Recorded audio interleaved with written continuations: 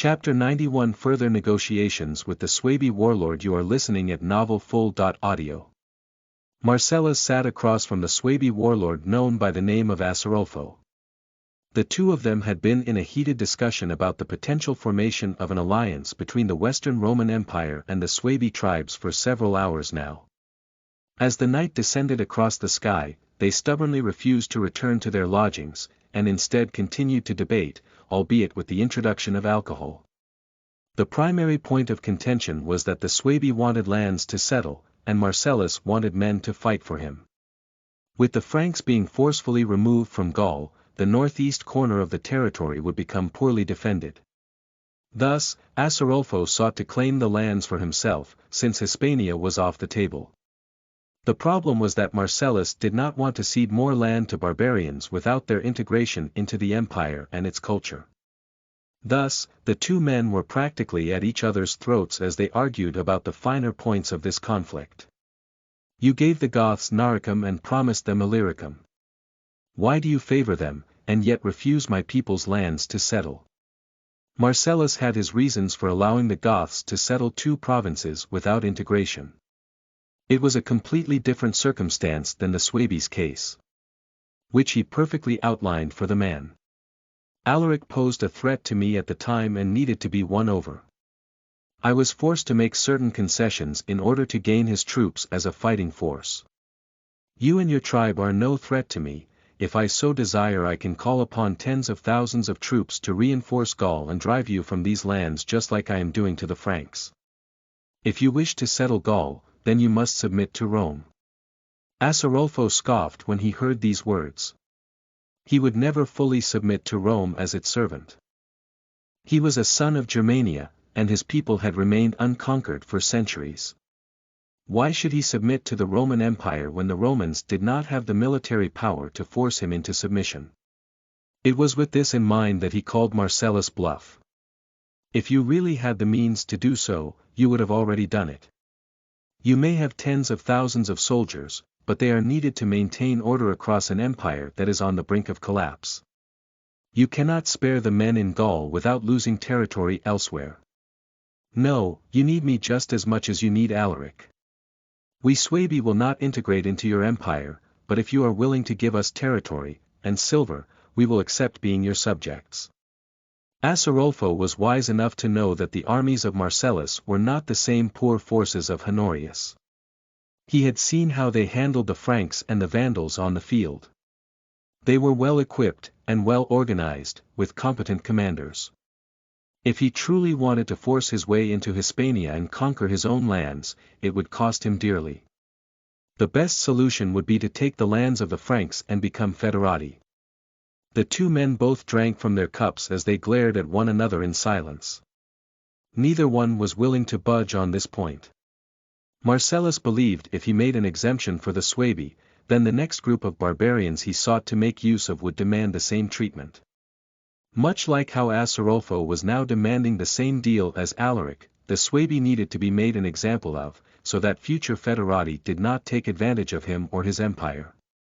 However, before he could double down, Acerolfo struck a nerve by making a comment about Sigefrida. I am sure my sister would be saddened to know that you wish to annihilate her people.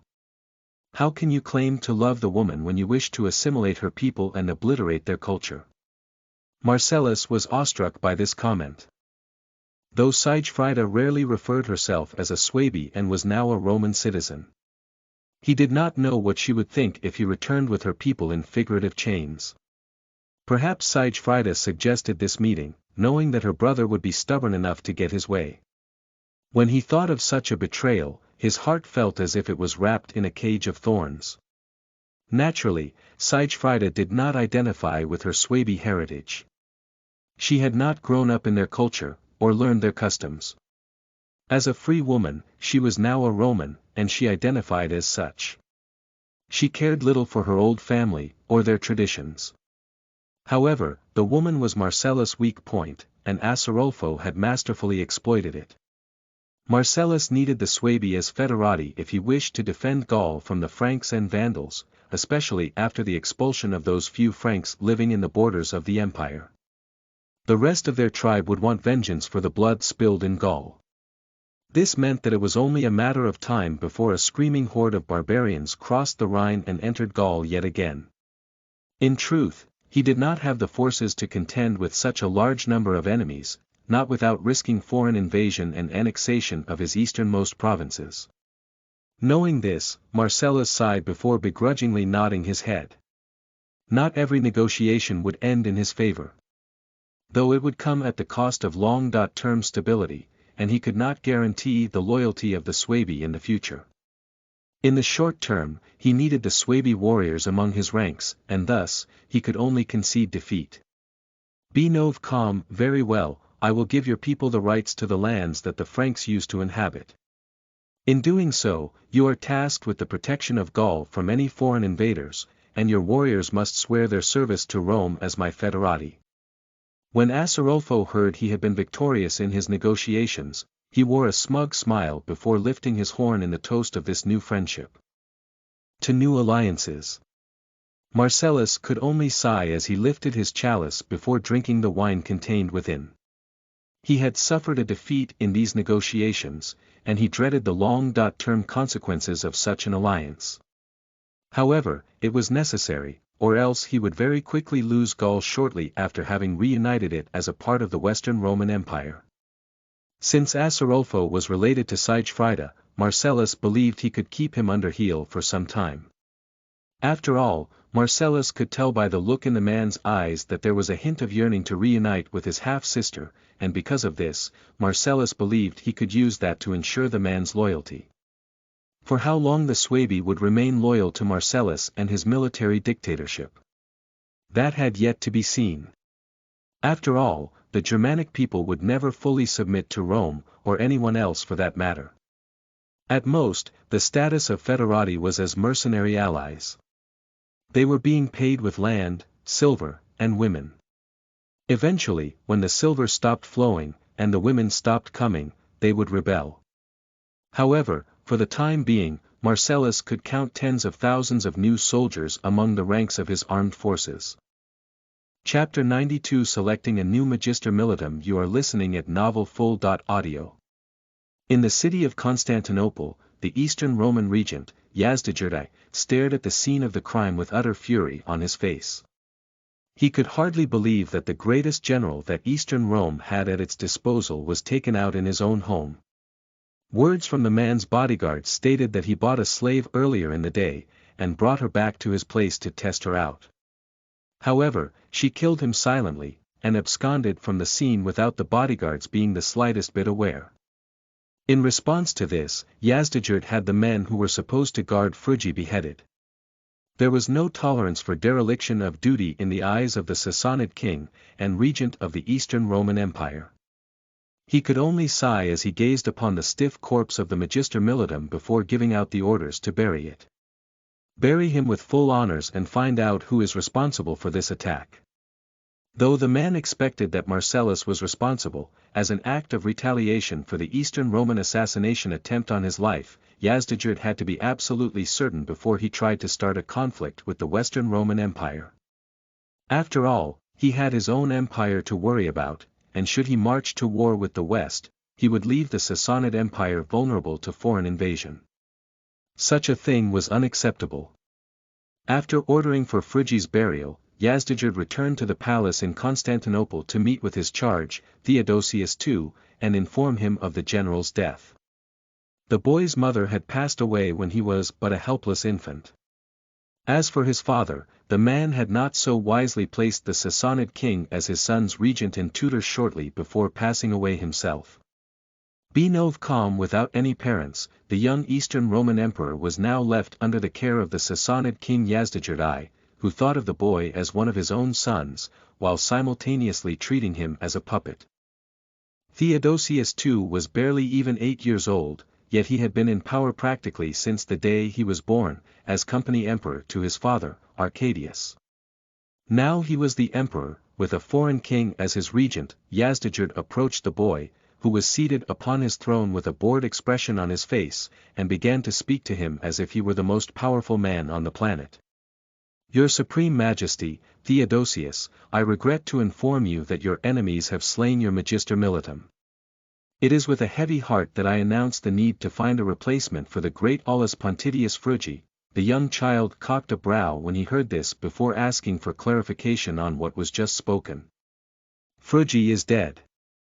Yazdegerd wore a bitter expression on his face as he nodded his head. I am afraid so. Theodosius had the same lazy expression that his uncle once had as his eyes drifted off into space, saying a random collection of thoughts that proved his disinterest in the subject. Is that so? With that said, the topic had come to a screeching halt as Theodosius shifted the attention elsewhere. Yazdegerd could only sigh with disappointment as he tried to redirect the boy emperor back onto a topic of grave importance.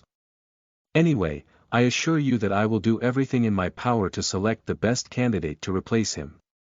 Theodosius nodded his head in silence. It was clear that he had no actual intention to rule at such a young age. He preferred other activities, like watching chariot races.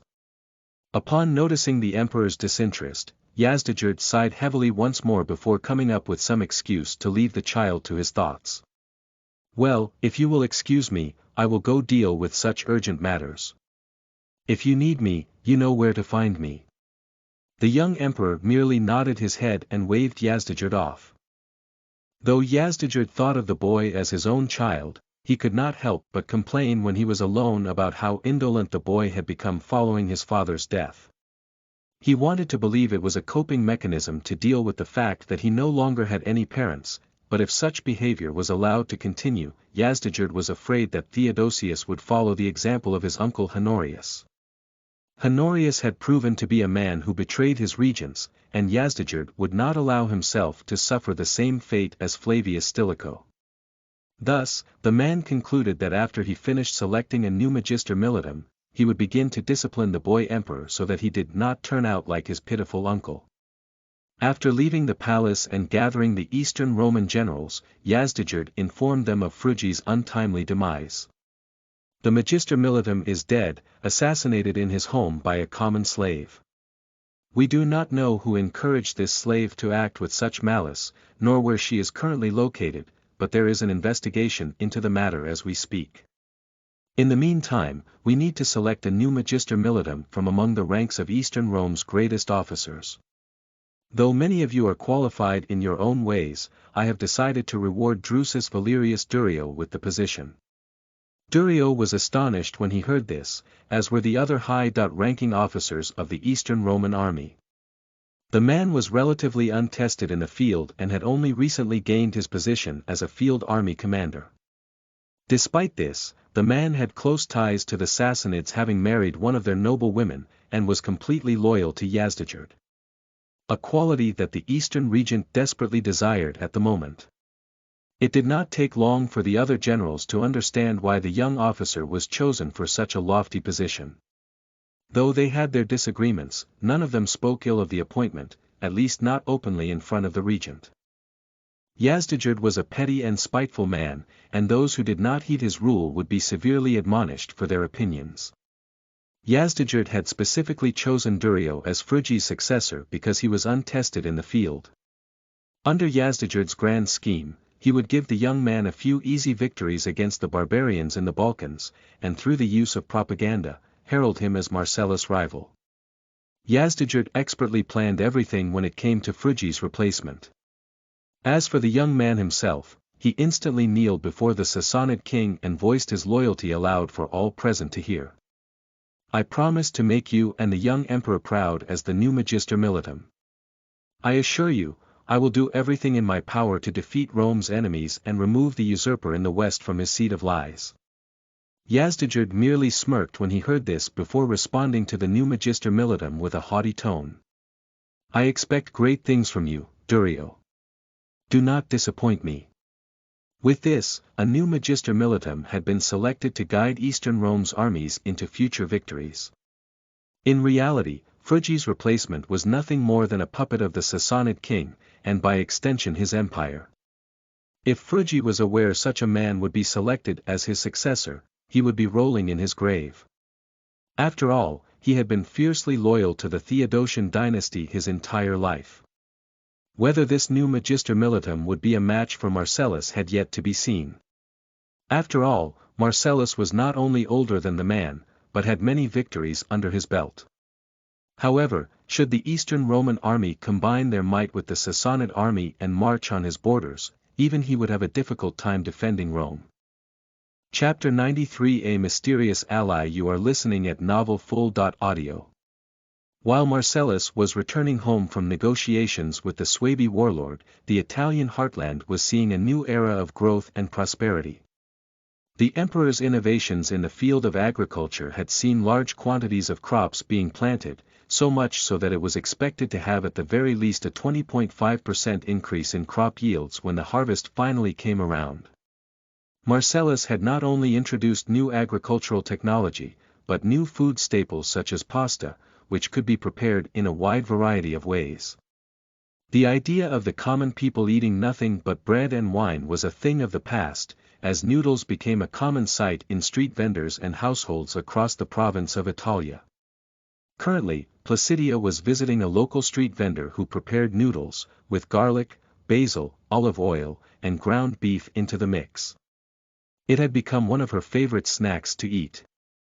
The young woman was currently guarded by an escort of Marcellus' palace guards, who ensured her protection even while she walked on the streets of Ravenna. She spoke with the owner of the small shop about the changes that were occurring in the empire as the man was cooking her meal for her. "So, how are things going in the empire?" The vendor was an older man, with one bad eye and a scruffy gray beard. Placidia did not know his name, and he was not keen on the idea of giving it to her. Still, the woman had been one of his best customers since he came up with this amalgamation after Marcellus had introduced pasta to the Roman diet. Thus, he gave her his honest opinion on the perception of the new emperor and his policies since he had taken the throne. "It depends on who you ask. Truthfully, us plebeians don't really care who sits on the throne so long as our towns are secure, our harvest is plentiful, and our stomachs are full. As far as I can tell, Marcellus, unlike his predecessor, has accomplished these things. However, the patricians are the ones with all the power in the empire, and they are very upset with this new emperor's rule. From what I hear Titus Claudius Marcellus has abolished the Senate, and acts on his own impulses, without any regard to traditions and laws. This upsets the patricians, and has caused more than a few conspiracies against him. It shocked Placidia to see the man knew so much about the ongoing state of the empire, and instantly questioned him about the source of his knowledge. "You seem awfully well connected. How did you come by this information?" The older man chuckled when he heard this before deflecting the issue. "I run a stall for food and drink. Naturally, I get all kinds of customers, from all walks of life. The more they eat, and the more they drink, the more they're willing to let their lips loose. The kinds of opinions I hear about the ongoing state of the empire would surprise you." Placidia was not well connected with the wealthy elite in Rome, despite being a woman born in the highest position. Because of this, she was blissfully unaware of the threats that Marcellus was constantly under during his tenure as emperor. The man noticed that she seemed surprised by the notion that the patricians would want to kill the emperor, and couldn't help but inquiring how a patrician woman such as herself did not know these things. "If you don't mind me asking, how is it that a patrician girl such as yourself is unaware of the way the others speak about this new emperor? Surely, you must gossip about him with your friends." Placidia wore an innocent smile as she explained her reasoning for being out of the loop on political matters. I don't really get out of the palace much. Even before I was forced to come to Ravenna by my late brother, I was still under careful observation by my foster father. He didn't really allow me to associate with girls my own age, and especially not boys, for that matter. So I really don't know what the other patricians are saying about Marcellus." The mention of the word palace so nonchalantly surprised the man. He had thought with the level of security she had been given, she was some wealthy patrician's daughter, but he had no idea he was speaking to literal royalty at the moment. He was so startled by this that he dropped his spoon onto the ground and gazed at the girl in shock with his one good eye. Even a commoner such as himself knew this naive girl's name. "You're Galla Placidia." The girl raised her brow in curiosity. She was certain she had not told this man her name before, but she soon after nodded her head with a pleasant smile on her face. That is correct. How did you know my name? The girl was unaware of how many rumors were going around Ravenna right now. Most likely paid for by the patricians who conspired against the emperor. These rumors were not pleasant, as they stated that Marcellus had kidnapped the girl, and raped her every night while forcing her to marry him. Even a commoner like the old cook had believed these rumors. Yet this girl looked happy and safe as she sat in front of him, smiling while waiting for the food he was preparing. He could not help but inquire about her actual relationship with the emperor. My apologies. I just didn't expect the previous emperor's sister to be sitting at my stall. Tell me, girl, how does Titus Claudius Marcellus treat you? The girl had no idea that she was being interrogated to determine whether the rumors surrounding her relationship with the emperor were true. Instead, she wore a happy smile as she spoke the truth as if it was plain as day. Marcellus. I've known him all my life. In fact, he was more of a big brother to me than that bastard Honorius was. He cares for me, and has even asked me to marry him, which made me so happy. However, I'm starting to believe this marriage is a sham, one of political convenience. He has yet to be intimate with me and instead looks for such things in the arms of his slave. I guess she's a concubine now. The lead guard watching over Placidia nudged the woman's shoulder and reminded her that such topics were not appropriate to discuss around strangers. Most of his job was making sure the girl didn't say personal things around strangers. She was a bit NA.VE and was sheltered most of her life. Because of this, she said how she really felt even when she shouldn't. My lady, please reconsider the time and place when you discuss such things. Placidia blinked her eyes in confusion before realizing she had messed up and said something inappropriate. She wore a depressed expression as she stated this aloud. I did it again, didn't I? She was trying to become more ladylike, so that she could be a proper empress consort to Marcellus when she finally married him, but her carefree spirit often led her to saying things she shouldn't, causing her to become glum when she realized she messed up. The lead guard did not respond, and simply sat back and watched his surroundings in case any threat presented itself. It surprised the shopkeeper to see that Theodosius I's daughter was such a NA.VE, an airhead girl. Although he felt much better knowing that she was not enduring the alleged cruelty of Marcellus. He felt bad for her, seeing that she had such a large crush on the emperor, but he was not returning her feelings properly, thus he made sure to give the girl an extra portion in her bowl as he slid the noodle dish over to her. Placidia's expression immediately returned to one of excitement as she thanked the man for the food before making a short prayer. Thanks for the meal. After taking a few moments to pray to God for the food she was about to receive, Placidia dug into the dish with a wide smile on her face. She very much enjoyed this meal. As for the shopkeeper, he was convinced with such a pure expression of bliss on her pretty face, the girl was not being mistreated whatsoever by Marcellus, and because of this he was determined to make use of some of his contacts to counter these vile rumors that were spreading about the new emperor. He would never bother spending such expense if it were for the sake of Marcellus, but these rumors stained Placidia's reputation as a woman, and after seeing how kind-hearted and carefree she was, he felt it was his duty as a citizen of Rome to correct these lies and slander against what was essentially a princess of the empire. Thus, unknowingly, Marcellus had gained a mysterious ally in the efforts to counteract the vile rumors that were being spread about his character. Chapter 94 I Swear I Will Make You Love Me. You are listening at novelfull.audio. Siegfried sighed as she gazed upon the report on her desk. Though the conspirators against Marcellus had been infiltrated, they had yet to be eliminated.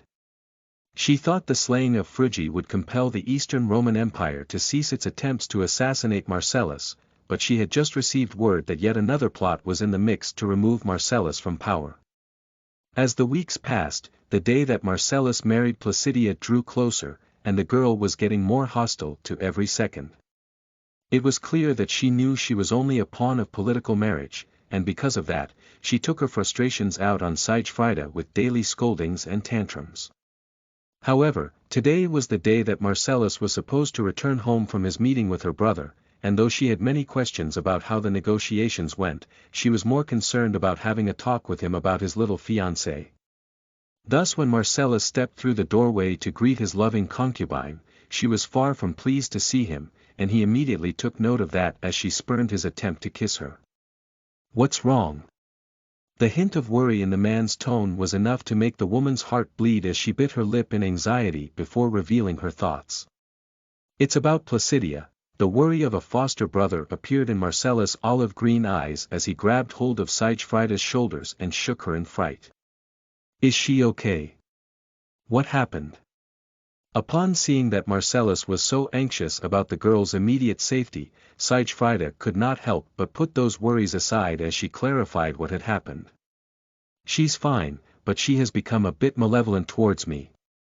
I fear that if you do not set her straight soon, she might lash out at me violently for being your concubine." Marcellus could see the worry in Siegfrieda's blue eyes, and took in a deep breath as he thought about the issue at length.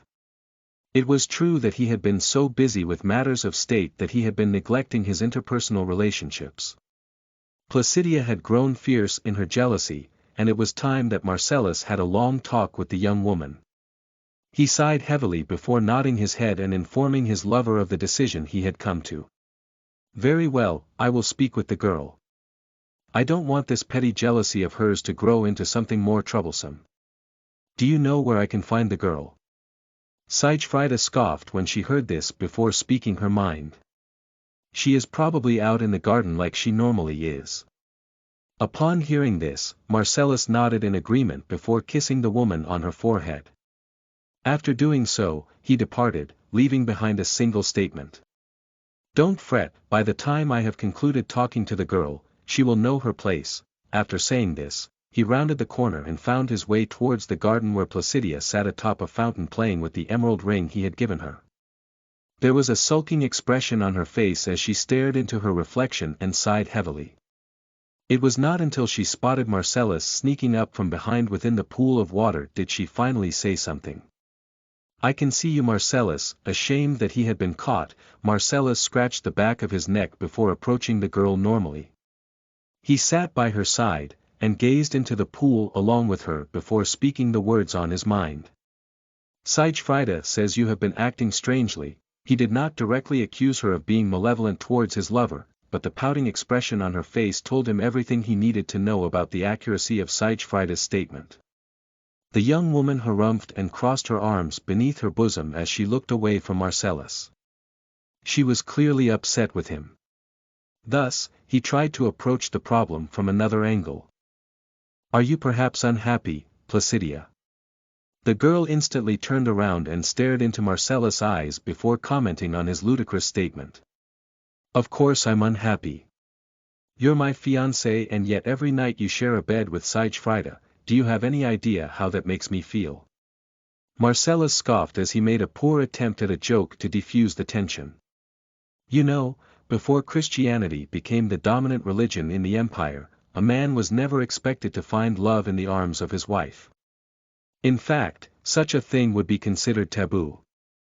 Rather, there were slaves and prostitutes to fulfill that role." The girl gazed at him as if he were an idiot. What did such ancient customs have to do with the empire today? She could not help but voice her displeasure at his petty justification for his actions. "So I suppose that makes it okay that you do not love me."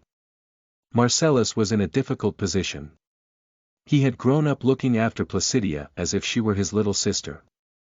There was a significant age gap between the two of them, and by the time they had met, he was already a teenager.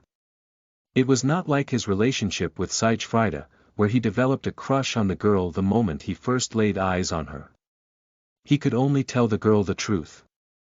"I love you, Placidia, just not in the way you expect of me. I never had any siblings, and to me, you are the closest thing to having a sister. After all, we were both raised by the same man, so in a way that does make us siblings. However, it's hard for me to find space in my heart for another woman. I have been in love with Siegfrieda since the moment we met as children, and if I'm being honest, were it an option, I would marry her instead of you. Though Placidia had already known this was the case, it wounded her heart to hear the man she loved say such a thing to her in person.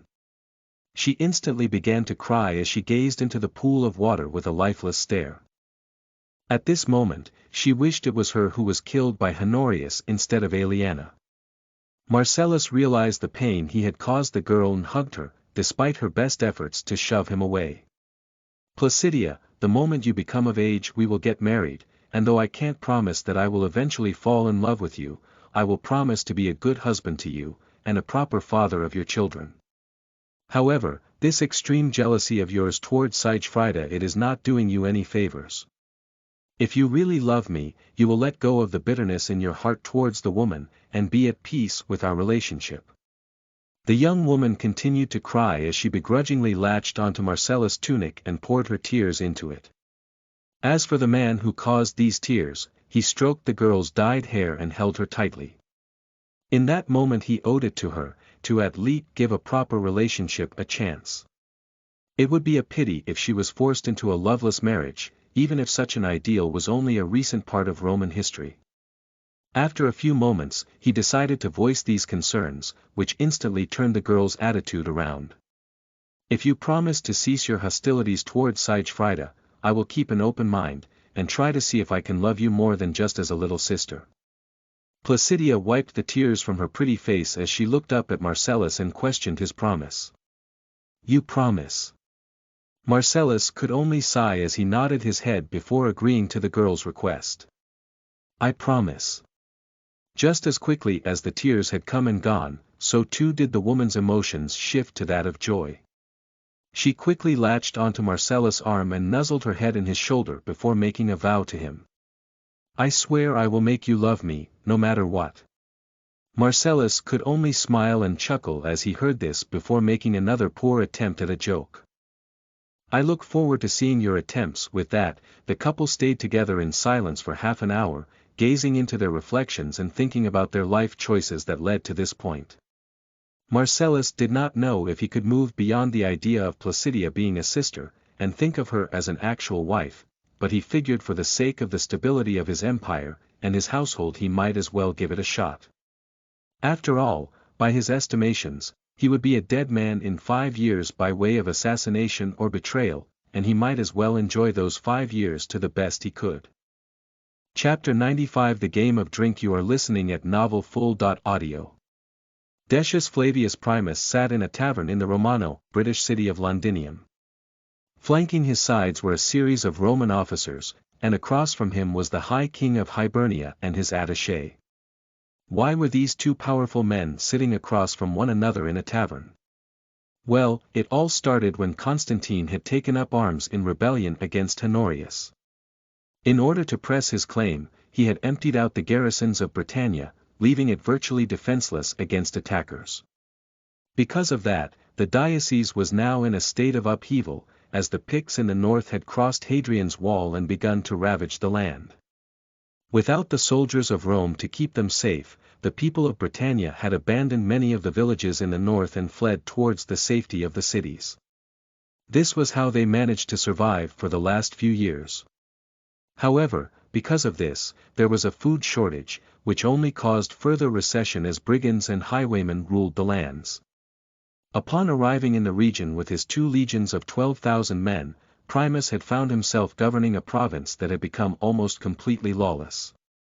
Since his arrival following the defeat of Constantine III in the Pyrenees, Primus had been doing his best with what limited forces he had to quell the unrest and reassert Roman control over Britannia. However, with the hordes of brigands and Pictish barbarians, Primus soon found that his 2 legions were far from enough to bring back law and order to the frontier province. Thus, currently, he was meeting with the High King of Hibernia, in the hopes of gaining their assistance with the northern Picts. Nathi Mac Fiacrac was a renowned warrior from the island of Hibernia, and had risen to his position as the High King after gaining fame for his hostile expeditions to Britannia.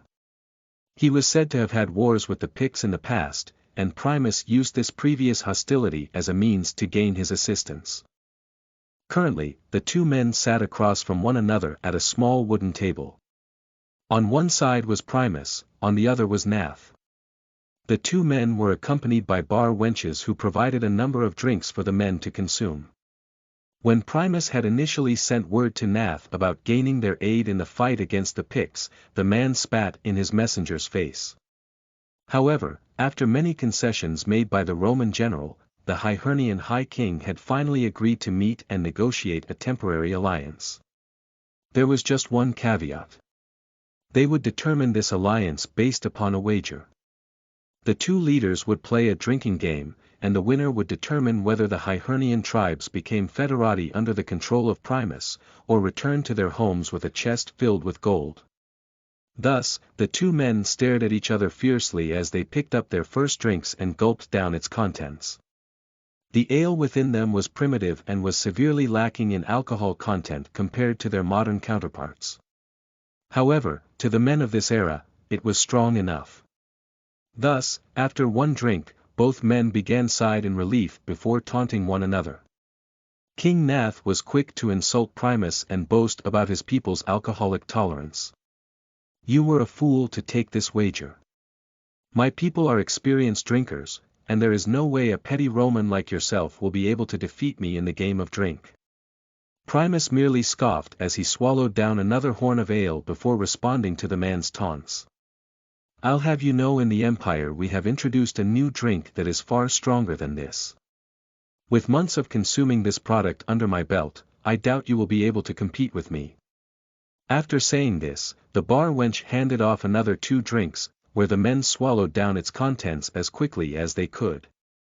After a few rounds of beer, the Hibernian king began to question Primus' intention. So you wish to expel the Picts beyond the wall? Better men than you have tried. They always have a way of coming back. I suggest you just deal with them like your predecessors have. Even if you gain my support, do you really think you can defeat so many tribes? There's a reason those walls were erected. Primus gulped down another horn of beer before responding to the Hibernian king's claims. The emperor has given me orders to secure Britannia and expel the barbarians who ravage the diocese. I will fulfill these orders even if it is the last thing I do in this world. To do so, I require the aid of the Hibernian tribes as federati. You do not know the extent of my resolve. One way or another, you will swear your loyalty to Rome. Nath scoffed when he heard this before taking another sip from his horn of ale. By now, the men had gone through 6 of the devices and were starting to get intoxicated. Yet not to the point where they would lose their mental faculties and slur their words. Thus, the man proudly objected to these claims, while continuing to taunt his Roman rival. You can try, but you will not succeed. The two men continued drinking long into the night until finally they began to struggle to lift their horns. Both men had shown great resilience to the effects of the alcohol, but by now they had consumed over 20 horns each. It was unclear who the victory would be at this point. Primus struggled as he lifted another horn and drank from its contents, doing his best not to spill any of the beverage. Nath, on the other hand, was laughing as the man nearly knocked over his drink and got himself disqualified. He taunted the Roman for his lack of tolerance to alcohol while seemingly unaware that he himself was just as intoxicated. What did I say? You Romans are lightweights. After saying this, he began to gulp down another beer. However, in the middle of his actions, his body and mind finally had enough and he passed out, spilling the beer all over the floor, as his head collapsed onto the table. The Romans by Primus' side began to cheer and lift the man into the air as he had won the drinking game, and in doing so, gained the Hibernian tribes as his federati. He, however, passed out shortly after, and the officers nearly dropped him on his head as they struggled to lower him to the ground. Primus had just barely managed to survive the game long enough to etch out a victory. Still, despite the narrow nature of his win, it was still a victory, and because of that, the High King of Hibernia now had to swear his troops to Rome as its federati. Thus, in the coming days, the Romano, British and the Hibernian tribes would unite together to expel the Pictish raiders and criminal brigands from the diocese of Britannia. Whether or not they would succeed in this endeavor had yet to be seen. Chapter 96 A General's Ambitions. You are listening at novelfull.audio. King Nath stood side by side with his warriors. The Celtic war band was adorned in mail shirts and iron helmets as they stood fiercely across the battlefield from the Picts. In northern Britannia, two armies stood across from one another on the fields of war. The Hibernians' tribes had rallied under their high king after he had lost a game of drink to the Roman general Primus, and in doing so swore his servitude as federati to the Roman legions. Thus, the two forces stood side by side as they prepared to deal with the Pictish barbarians who stood naked and painted from head to toe in woad. The barbarians rattled their swords and spears against their rectangular shields as they shouted their war cries in the distance. Primus gazed upon the brave warriors of the north, and scoffed. These men were clearly savages, incapable of producing armor, or so he thought. As for the leader of the Pictish army, he shouted obscenities in his mother tongue towards the Roman army. If Primus were capable of understanding him, he would hear the words, "I will piss in your skull," being thrown at him. Fortunately, he was entirely incapable of understanding the Pictish language, and merely thought of the large blond man as a primitive savage. Primus sat in the rear of his army, mounted on horseback. His steed was covered from the head to its rear in scale brass scale barding. It was virtually impervious to any weapons that the enemy may use against him. He would likely not see combat on this battlefield, but it was nice to make sure he was protected against the enemy's attacks. Under the pouring rain, the Roman general lifted his spada into the air, and pointed it towards his enemy before giving the orders to begin the assault. Forward march. The Roman and Hibernian armies marched forwards in their formations with shields raised above their heads, protecting themselves from the oncoming volley of rocks and arrows that were lobbed towards their direction. When the Roman soldiers reached a certain distance, the archers in the rear lines returned fire, though the effect of their weapons was limited by the pouring rain. The compound bows that the Romans were equipped with utilized an animal sinew bowstring. When it got wet, it became unreliable to say the least. Primus could only curse at the accuracy problems that occurred because of this. He had no choice but to abandon the use of archers and force his infantry to respond with their ranged weapons. Upon closing a distance of roughly 50 meters from the enemy, the command was given. Plumbati. Immediately after saying this, the Roman legionaries grabbed the weighted war darts from the pocket embedded in the back of their shields, and lobbed them towards the enemy. A rain of projectiles fell down upon the unarmored Picts and skewered through their torso as they were made of butter. Blood-curdling screams echoed in the stormy air, while thunder drowned them out. Having expended their war darts, the Roman soldiers reformed their shield wall and pressed forward towards the enemy in a brutal charge. The two armies clashed together, while Primus gazed upon the battle from the rear. Now that the shield walls were pressing against each other, the Romans had the advantage. With superior weapons and armor, it was only a matter of time before the Scottish numbers were whittled down. Upon realizing this, he issued an order to the cavalry who acted on standby to charge the enemy and attack them from behind. In the fields of northern Britannia, the 2,000 cataphracts that Primus had at his command were enough to become a major game changer. Thus, the moment the heavy cavalry rushed off from their position, and towards the enemy, he had a wide smile on his face. King Nath was a warrior king, and because of this he was at the front lines, fighting alongside his warriors, and the Roman legionaries. It surprised him to see the level of organization among the Roman forces, as they stood toe to toe with the Picts. He pressed his shield against the enemy in front of him and used his spear to thrust through the man's unarmored chest. Upon ripping the spear from the enemy's torso, blood and bile fell to the floor, but Nath did not care. He continued to press the advantage and fight the enemy where they stood. When he saw the cavalry swarming around the rear of the enemy formation from both sides, a wicked grin appeared on his face as he shouted in his native tongue a declaration of victory. Ha ha ha. That Roman bastard waited until now to use his cavalry. Victory is ours, boys. The Hibernian warriors all had wide grins on their faces as they pressed forward with a second wind, piercing their weapons through the bodies of their enemies. The cavalry rapidly approached the rear of the Picts formation, smashing through their ranks, and piercing those poor unfortunate souls who got in the way of their lances. With an attack in the front and the rear, the Picts quickly began to panic. As casualties mounted, the more green warriors among their lines broke ranks and fled to the hills.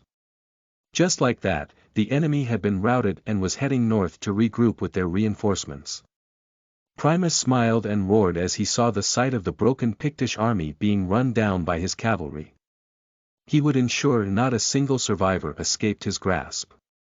Thus, after the battle had concluded, a slaughter of the enemy forces occurred. Despite their best efforts, the Picts would not make it back to their comrades, and would die in the fields of northern Britannia. Nath approached Primus after everything was concluded and congratulated him on the victory. "That was some damn good fun. I was not expecting the battle to go so smoothly. However, this is only the beginning. There are plenty more of the savage bastards hiding up north. We will have to wage a campaign to drive them back beyond the Hadrian Wall." Primus merely scoffed when he heard this before lecturing the man in his view. "Hadrian's Wall? Bah, I won't stop there. For the first time in centuries, I will ensure that the northern bastards fuck off, and retreat beyond the Antonine Wall, where I will rebuild the son of a bitch to a more proper fortification." Nath stared at the Roman general in disbelief. It was hard enough to retake the land south of Hadrian's Wall, but this mad bastard wanted to go even further north, and build a second wall where an earthen fortification once stood. He shook his head in disbelief as he heard this before commenting on the man's ambitions. "Did your emperor demand this of you?" Primus chuckled when he heard this before shaking his head and informing the man of his vision. "Not at all. He just wants me to retake the existing lands of Britannia, but I think those Pictish cunts need a thorough ass kicking. So I've decided to push them beyond the ancient boundaries we once held, and achieve eternal glory as the man who reclaimed Antonine's Wall. If I'm stuck here in the ass crack of the world, then I damn well better be remembered for it." Evidently, Primus was not fond of his time spent in Britannia. However, could you really blame him? He was a man born and raised in the Mediterranean, and now he was stuck in a land where the sun rarely shone down upon him. He did not blame Marcellus for this. Naturally capable leadership was needed to secure the region, but he felt a bit bitter about his lot in life. Maybe if he had a busted Germanic slave girl to keep him company like Marcellus did during his previous campaigns, he would be a bit less salty about his position. For whatever reason, the Roman general decided on a side goal in that moment, to obtain a busty Pictish slave. Thus, he was more excited than ever at the prospect of driving the Picts further north than the emperor requested of him. Nath naturally did not know this, and instead hazed into the distance, towards the north, before sighing. "What you say is true, the Picts are indeed in need of a thorough ass kicking."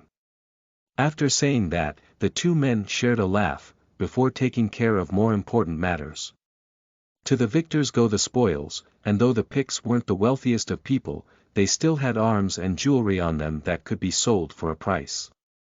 Thus, Primus would be overseeing the collection and distribution of spoils for the rest of the night. Naturally, as Federati, the Hibernian tribes were allotted their fair share. While Marcellus was dealing with conspiracies against him, his generals were hard at work securing the borders of the Western Roman Empire. Chapter 97. A new imperial legate. You are listening at novelfull.audio. Frank sat in the library of his university, surrounded by various people, all of which were studying for their classes.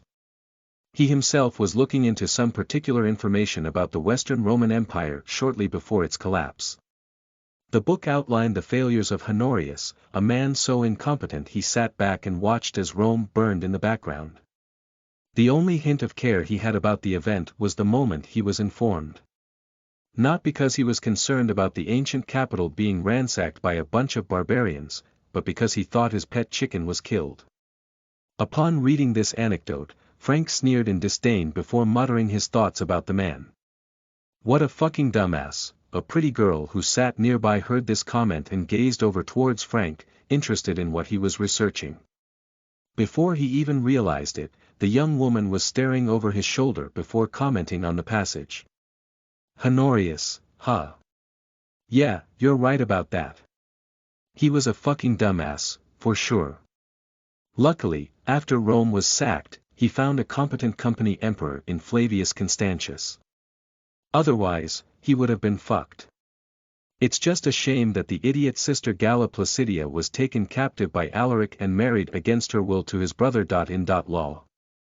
Poor girl, imagine being that young, and being sold off to some barbarian king as a literal sex slave. Luckily for her, the old bastard died a few years later, and the girl was returned to her family. Of course, she was immediately married off again to one of Honorius' greatest generals. Frank looked up from his book and gazed upon the pretty face that was speaking to him. The girl had obviously dyed blonde hair and hazel eyes as she smiled towards him. Naturally, he was compelled to introduce himself in that moment, which he did by extending his hand in friendship. Hey, I'm Frank Caruso. Are you also a fan of history? The young woman happily shook his hand before shaking her head and admitting to her guilt. Isabella Russo, and no, I am not a fan of history. However, my elder brother is a major Romaboo and has drilled his dissertation into my head. So I know a thing or two about Rome, especially in the late antiquity period. Frank smiled and offered a seat to the young woman as a gesture. Well, why don't you sit down and enlighten me on your knowledge? Isabella smiled and took Frank's offer, where she lectured him on the period he was researching for many hours. After suffering through it, Marcellus woke up in his bed with a cold sweat. By now he was accustomed to these dreams, and simply went about his day, where he bathed, ate his breakfast and got to work. During this time, there was one thing that was bothering him, and that was how close this dream was to his current year. He could extrapolate from his previous dream that the end of the Western Roman Empire was near. Since the girl in his dream had such high opinions of Constantius, he immediately dispatched a letter to find the man, and bring him before him. Hours passed and Marcellus read from the letter that Sigefrida had given him earlier in the day. Primus had secured the allegiance of the Hibernian High King, and Ordius had stomped out the remnants of the Franks in Gaul. In their place, the Suebi had taken their lands, and now acted as a bulwark against an invasion of the larger Frankish society. Though he had yet to hear news of Primus' victory in Britannia against the Picts, he was in a pleasant mood. After reading this letter, the palace guard brought before him a man. Surprisingly, this Flavius Constantius was within the city of Ravenna and was currently an officer within Marcellus' army. In Marcellus' past life, this man was instrumental in putting down Constantine III's rebellion, and ruled as co-emperor after marrying Honorius' sister Placidia. However, that fate had changed in this world due to the existence of Titus Claudius Marcellus, and now Constantius was just another promising general who found himself under the new emperor's control after his successful rebellion. In the months since Marcellus had reunited the borders of the Western Roman Empire, he found himself lacking in provincial governors. Under the new regime, military commanders were selected as imperial legates to act as the supreme authority over the many dioceses of Western Rome, answering only to the emperor himself. The system was a rigid military dictatorship, where the civilian sector now answered to their militant counterparts. In fact, Marcellus had replaced the titles of Augustus and Caesar, and instead used the term imperator as his reigning title. Imperator being one of the many titles that past emperors held. Why did he select this title as his primary one? Because it was a military title granted to emperors, and since the military was now the governing body of Rome, at least temporarily, Marcellus felt it was most fitting to be used under his new order. Constantius was in Marcellus' office for a single reason, and thus Marcellus wore a proud expression as he gave the man his new position.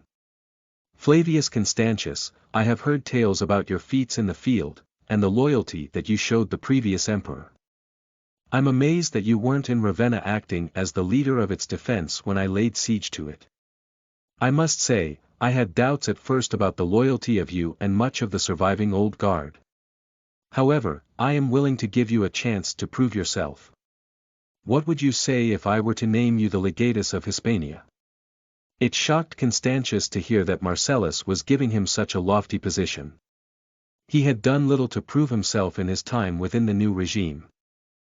Even in the Pyrenees, his army was not one to deal a major blow to Constantine III and his rebel forces. Despite his previous loyalties, and his lack of credentials, Marcellus had given him a very powerful position. He was a bit confused about why this was the case. Thus, he did not hesitate to voice his doubts. Why me though? Why would you make me the leader of Hispania? Marcellus sat back in his chair and thought about why he was naming this man to be the ruler of Hispania in his stead. The truth was, he had a dream the previous night about Constantius, and how under his reign he was able to keep the empire from completely collapsing, post-Honorius fuck-up with the Goths. It was because history remembered him so kindly that Marcellus had decided to take a chance upon him. Naturally, he could not say this and immediately came up with an excuse on the spot. Why, you ask? The reason is simple, though the local forces in Hispania have turned against their former master Tasius. They fought for some time as loyalists to the Theodosian dynasty, going so far as to resist the rule of Constantine without any support from Italia. There is not much left of Honorius' old army, and those who remain in service have seen themselves assimilated into the new order. What I need now is someone with name recognition to lead the new legions, and assimilate the old loyalist armies into a force who is completely subservient to the new emperor. I can convince those who are still on the fence of fighting for me with your leadership. It surprised Constantius to see that Marcellus had thought so far ahead. The truth was, he was not exactly fond of Marcellus. Primarily because he was a usurper. Though Honorius wasn't a great emperor, he was the rightful heir to the Western Roman throne. Marcellus had disrupted the bloodline, and in doing so seated himself on the throne. If it weren't for the fact that Marcellus and his military dictatorship were the only thing keeping the Western Roman Empire from collapsing, then Constantius would never fight for him. However, he was a man of little talents outside of military leadership, and because of this, he joined Marcellus' army begrudgingly. Primarily because he lacked the ability to flee to the east and fight for them. The truth was that until recently the Eastern Roman Empire needed a competent military leader to fight against Marcellus, but its regent would never allow a Theodosian loyalist to take the position, especially not after the death of Frugi. Thus, Constantius was left with one option, and he accepted the position. Very well, I swear on my life that I will do my best to bring order to Hispania, and integrate the loyalist forces into your army. Marcellus smiled and nodded his head when he heard this. It's not that he was unaware of Constantius' feelings, but he desperately needed capable men beneath his rule, and in this day and age, they were a rarity. With the inclusion of Constantius among his imperial legates, Marcellus now had the dioceses of Hispania, Africi, Italia, Gaularium, and Britannia led by competent men. All that remained was the diocese of Vianensis, which was in southern Gaul. He decided that he would give the diocese of Gaularium to the Suebi warlord Acerolfo, and place Ordius in charge of the diocese of Vianensis. This way he did not have to search for another untested leader whom he could only place his faith with due to an uncertain dream. Having come to this conclusion, the Marcellus Empire was now undergoing a restoration. The barbarian tribes were being expelled from Rome's borders, and the Foederati were minding their place, living in lands given to them by the emperor.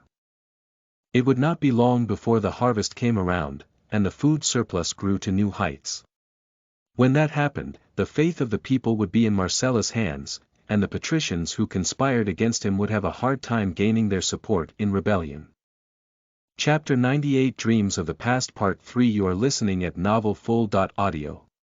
Frank knocked on the door of his parents' house thrice and stood outside of it for a good 30 seconds before it opened to reveal his mother dressed in an apron and covered in flour. Her gaze turned from stern to excited the moment she witnessed her son standing in the doorway. My baby boy has returned to me. The mature beauty quickly latched onto her son and suffocated him with her fierce grip. All the while getting the loose flour all over him. Frankly could only chuckle as he attempted to pry his mother off him. "Mom, I've only been gone for a single semester. Why are you so worked up?" The woman laughed as she eagerly brought her son inside. The moment the young man gazed at his surroundings, it was as if nothing had changed during his absence. A warm flutter entered his heart as he witnessed the same old living he had grown up with, where his father was currently seated on a sofa with a beer in hand, watching a game of football. Marco instantly jumped up and shouted the word touchdown as his favorite team scored. Frank's mother immediately slapped the man on the back of the head and lectured him about his lack of care for their son's return from his first semester in college. "Dear, our baby boy is home, and all you care about is football." The man rubbed the back of his head before rebuking the woman's words of condemnation. "Sophia, our boy is a man now. He doesn't need his parents fawning all over him the moment he comes home from school. How was your first semester, champ?" Before Frank could even respond, he heard a familiar voice call out to him from the halls as the woman it belonged to answered the question for him. "Filled with booze and pussy, I bet." Maria stood in the hallway in one of Frank's used T-shirts and a pair of panties as she drank from a beer bottle.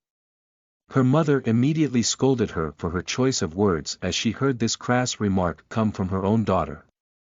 "Maria, that kind of language is inappropriate, besides my precious boy would never be so reckless, would you?" Frank rubbed the back of his neck as he shifted his gaze away from his mother's watchful eye. The truth was, his first semester was pretty much as Maria had said. As the golden boy of Columbia's wrestling team, he never had to search too far for a girl to sleep with him. His mother noticed his reaction and scoffed before walking back to the kitchen, visibly upset.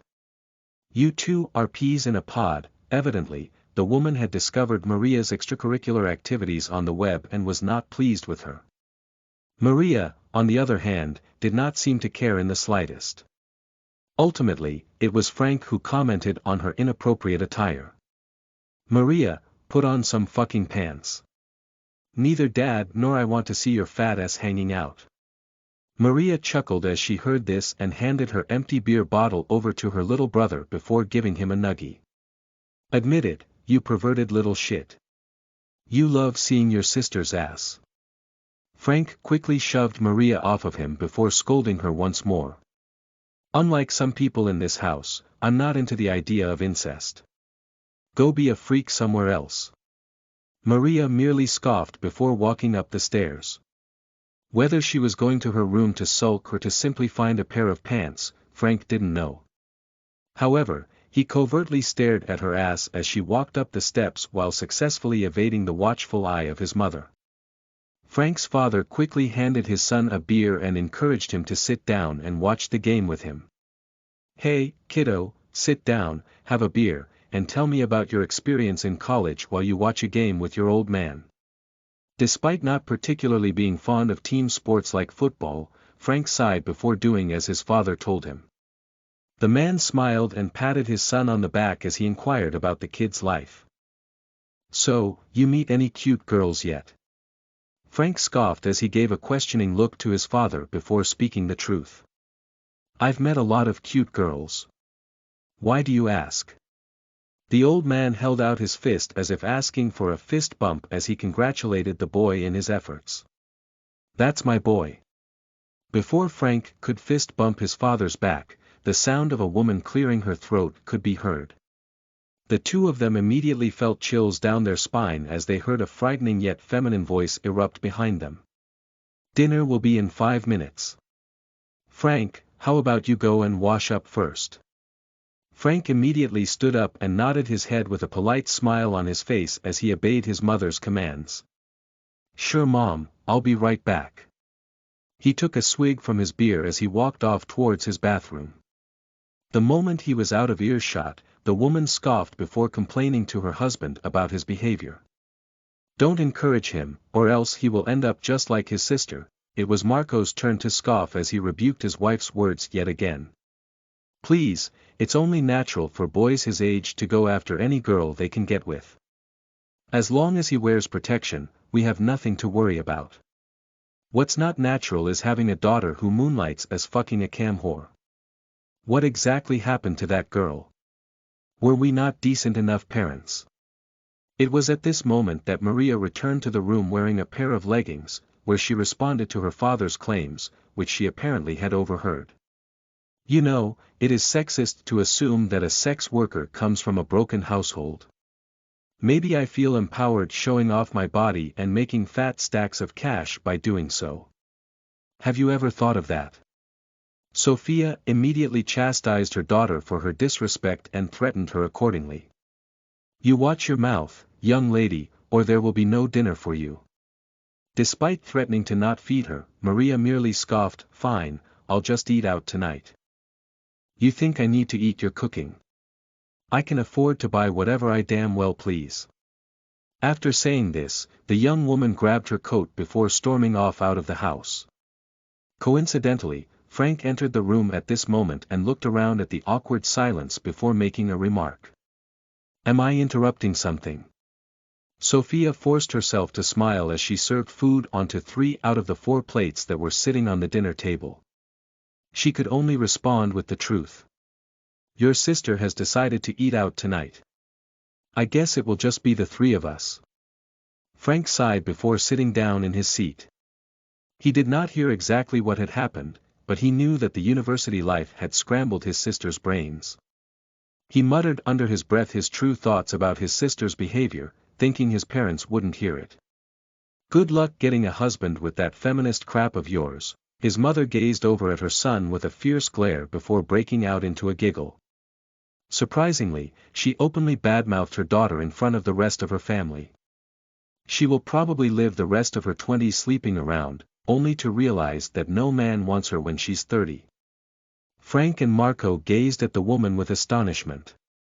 Though they were both thinking it, neither of them dared to say it. Evidently, Maria's behavior had really pissed off her mother, because she was normally a kind-hearted soul who wouldn't dare talk ill of her children. After getting a good laugh out, the woman sighed before looking at her husband and son with a stern glare. Well, what are you waiting for? Let's eat. After saying a brief prayer to the Lord to bless their food, the couple dug into the meal, which was a chicken Alfredo lasagna. Frank instantly moaned in pleasure as he tasted it before thanking his mother for her effort. Man, fuck Maria, she's missing out. This shit is delicious, Mom. You're so much better of a cook than whatever restaurant she's going to. Frank's mother glared at him before scolding him for his language.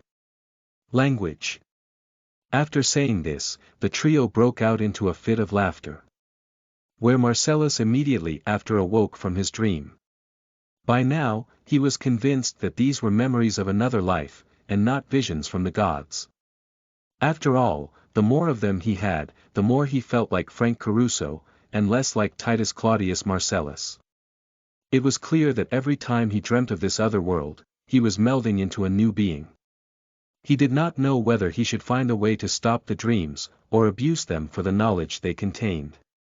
Ultimately, he sighed and rose from his bed, where he started his day of managing the empire.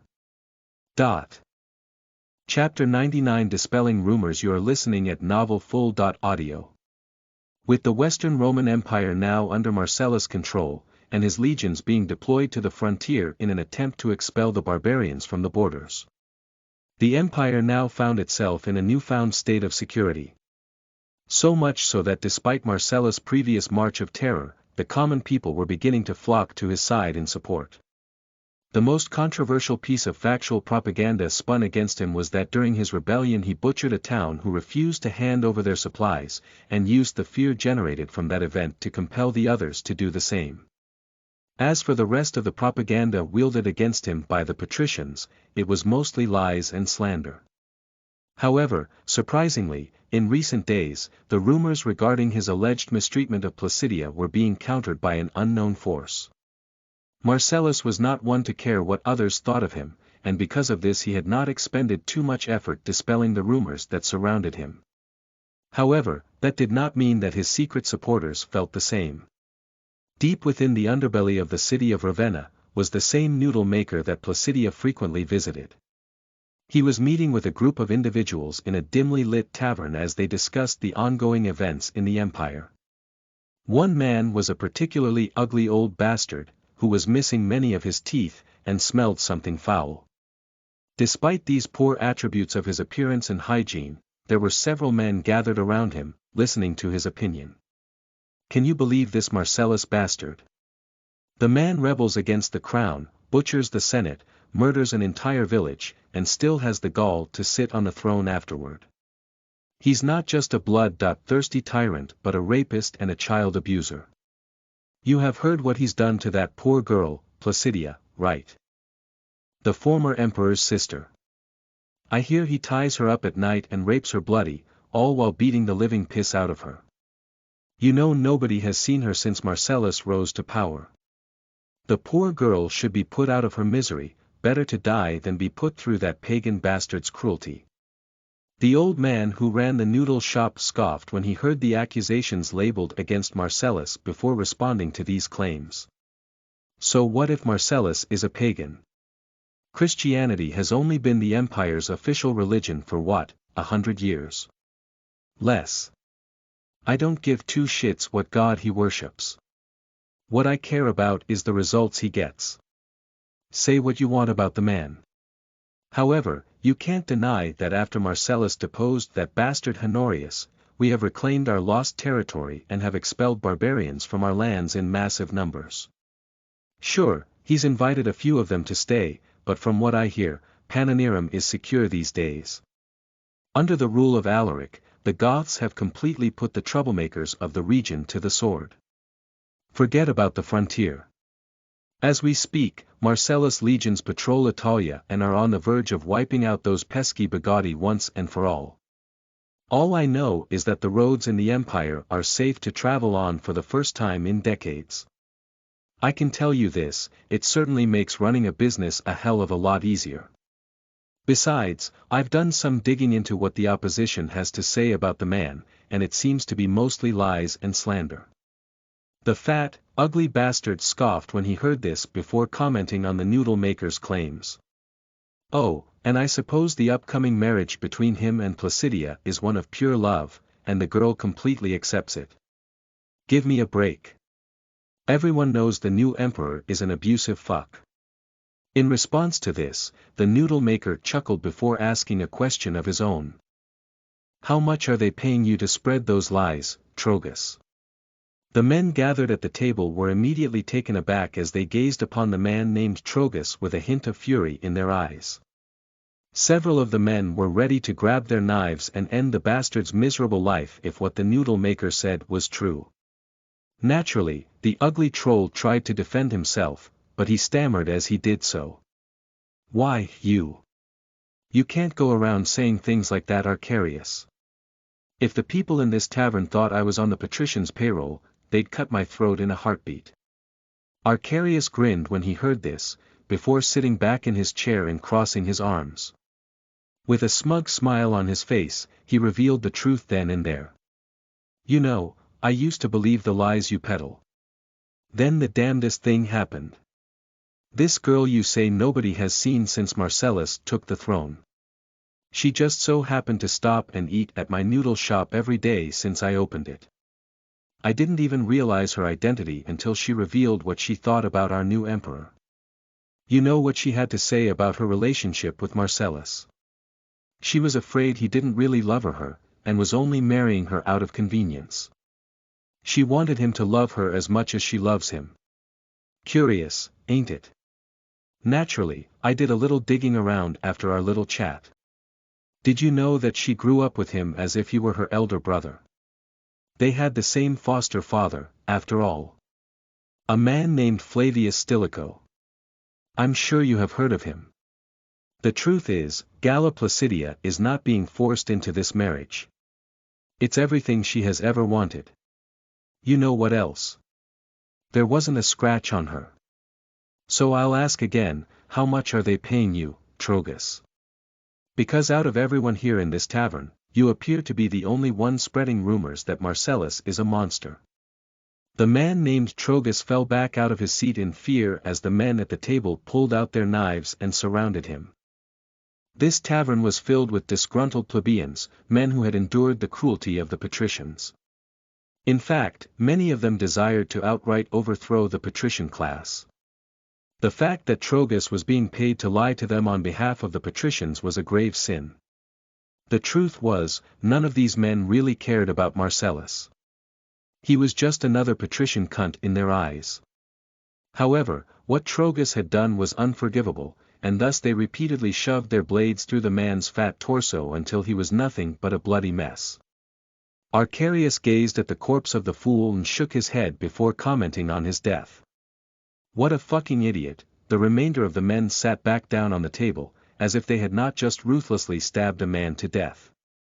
A man with a bandana gazed over at Arcarius and questioned him about his actions. Why are you standing up for Marcellus? He's just another one of them. There's nothing different about him. Arcarius took a sip from the cup in his hands before responding to this man's question. That's where you're wrong. Though the man was born to a family of wealthy cunts, he has lived his entire life as a soldier. I heard he even wasted his family's fortune buying new equipment for his soldiers. Did you know there are plebeians acting as imperial legates across the empire? That man, Ordius, for example. The guy who is in charge of southern Gaul. There's not a single patrician in his family tree, yet because of his merit, he now rules half of Gaul under Marcellus' command.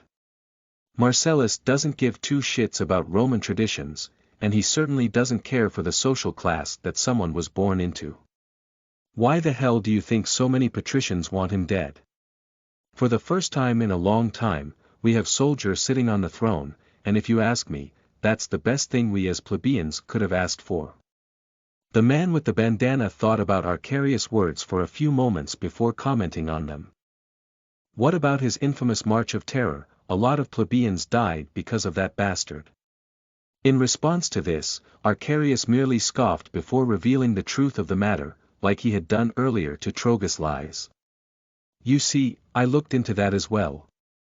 It turns out that bastard Honorius kidnapped the man's mother, and threatened to kill her if Marcellus did not present his head to him.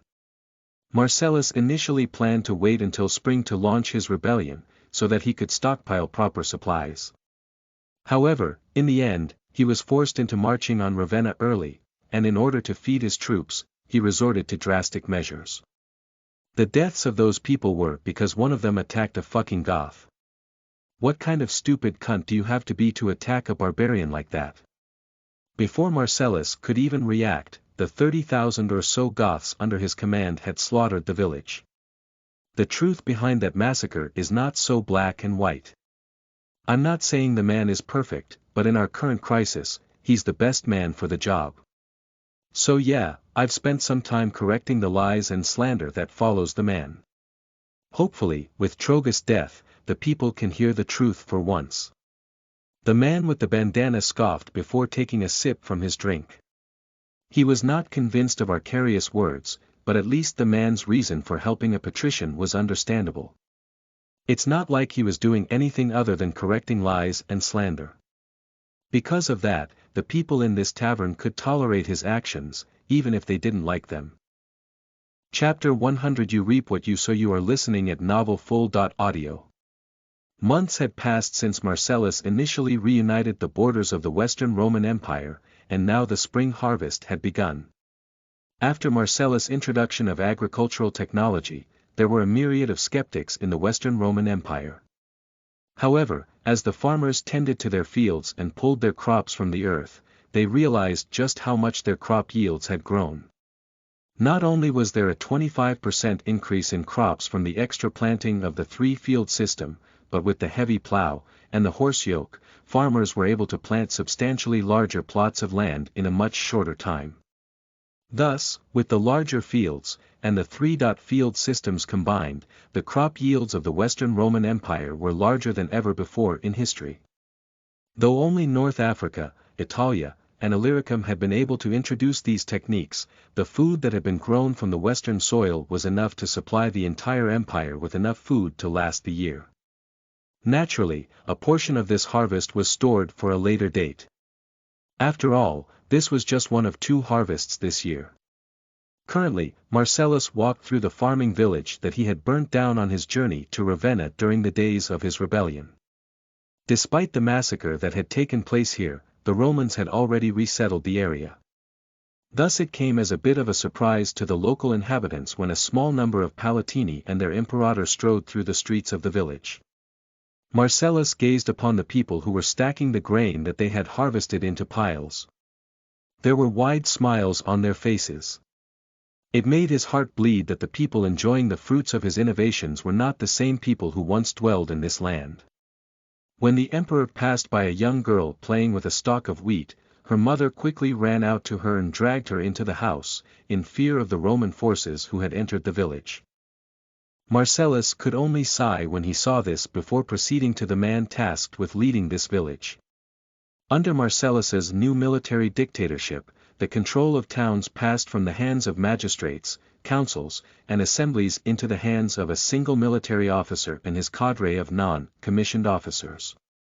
As for the military structure of the empire, it was a blend of the Principate and Dominate systems. Though the field armies were reorganized into proper Principate legions, the Limitanii remained, albeit as full-time soldiers, with superior training and equipment over their predecessors. These Limitanii not only acted as the defensive garrisons of every town and city but also as the governance of the regions they occupied. For small towns such as this, the officer in charge was usually a centurion. As for the amount of soldiers stationed within, it varied depending on the potential threat attributed to the area. Some towns received a whole cohort of Limitanii, while others received 1 or 2 centuries. In each town a castra was being constructed to act as the primary means of defense of the town.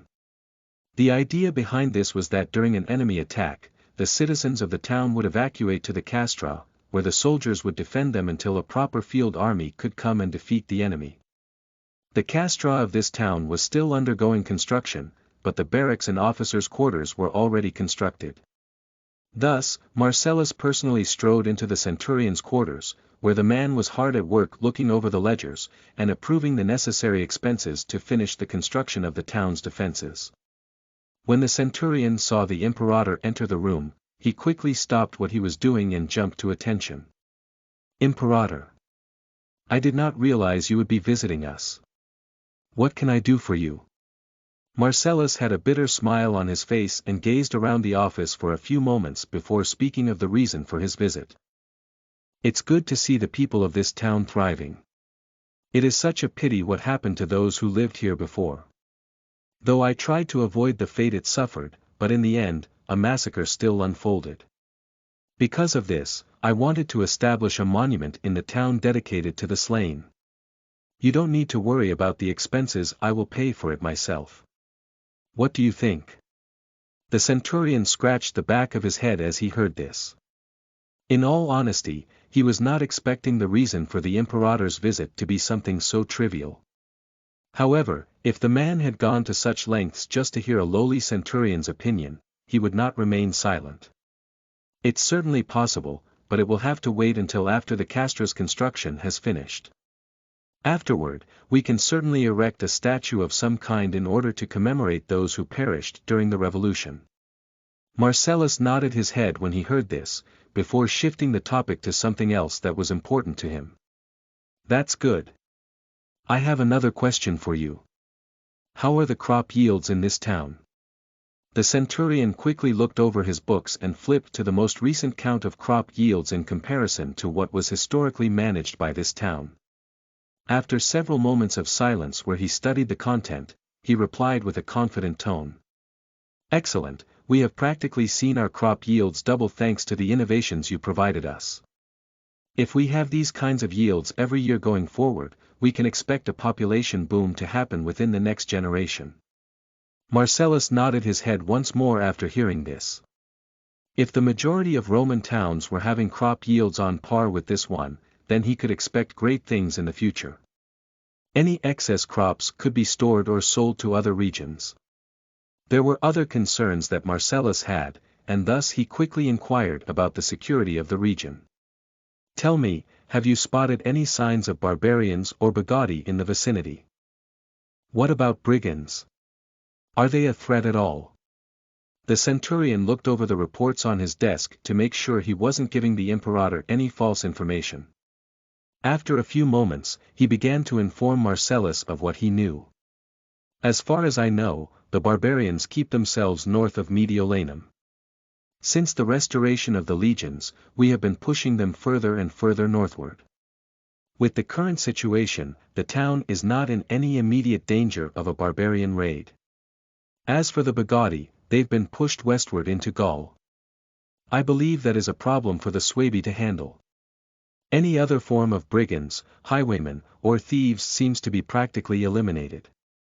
With the regular patrols of the field armies, brigands are too afraid to act up. I'm sure you witnessed the many men lashed to crosses on your journey here.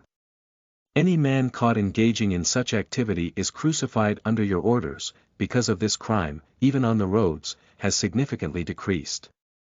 I dare say that for the first time in decades, Italia is safe to travel through for the average person. However, once you get into Illyricum, you might have troubles. There have been rumors from traders that come from the east that the Goths who protect the region haven't exactly been taking an active stance in deterring brigands and thieves. I believe you may need to have a talk with the man you placed in charge of the region.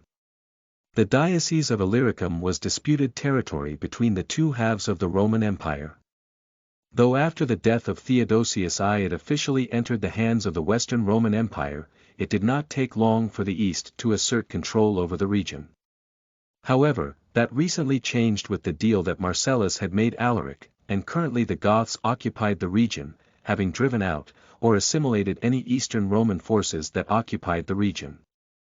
This was a major point of contention with the Eastern Roman Empire, one that fueled their attempts to remove Marcellus from office. Still, if Alaric was not ruling properly, Marcellus would need to have a talk with him. He didn't allow the Goths to settle the Diocese of Illyricum just so they could let it continue to rot in its current state. Thus, he could only nod his head and agree to this suggestion. Very well. I will speak with Alaric about his ongoing efforts to control the region. It is good that you informed me of this. From the reports the man has been giving me, he made it sound as if everything was under control. I will make sure you receive a bonus for entrusting this information to me. The centurion nodded his head and thanked the imperator for his benevolence. Thank you. If you need anything else, feel free to ask. Marcellus merely nodded his head and patted the man on the shoulder before departing. Before he did so, he left the man with some words of encouragement. Keep up the good work. Marcellus walked through the village one more time before returning to his horse. It was true what they said, you reap what you sow. He had spent significant time and effort restructuring the Roman Empire in both its civil and military affairs after he ascended to the throne. Italia was now secure, and the barbarians were being driven back into their lands. The roads were safe, and crop yields were at an all-time high. Soon word would spread of these achievements, and the people of Rome would begin to change their opinion about Marcellus. Despite this, the hatred of the patrician class would remain.